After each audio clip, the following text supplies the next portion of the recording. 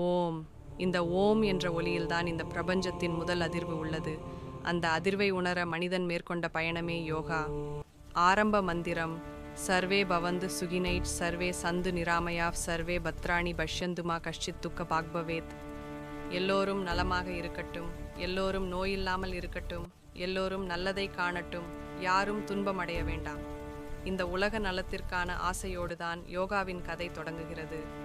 ஆயிரக்கணக்கான ஆண்டுகளுக்கு முன்பு மனிதன் இயற்கையோடு ஒன்றாக வாழ்ந்த காலத்தில் அவன் தன் மூச்சை கவனித்தான்.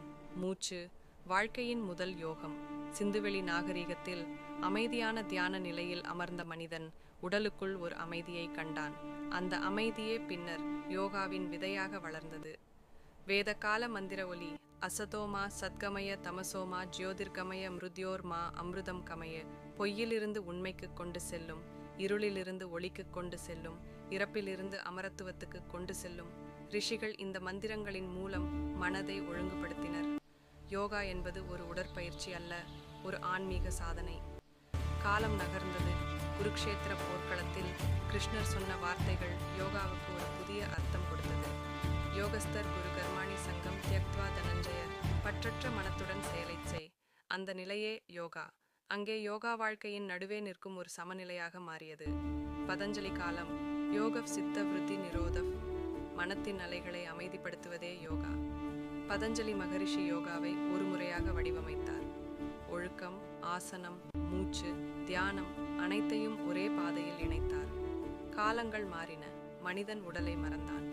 அப்போது ஹதயோகா உடலை மீண்டும் நினைவூட்டியது. ரீரமாத்தியம் கலு தர்ம சாதனம். உடலே தர்மத்தை அடையக்கூடிய முதல் கருவி. உடல் ஒரு கோவிலானது. மூச்சு அதன் மணி, மனம் அதன் தீபம்.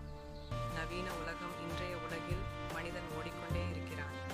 அவனுக்கு யோகா சொல்வது ஒன்றே: நிறுத்து, மூச்சை கவனி, உன்னுள் திரும்பு.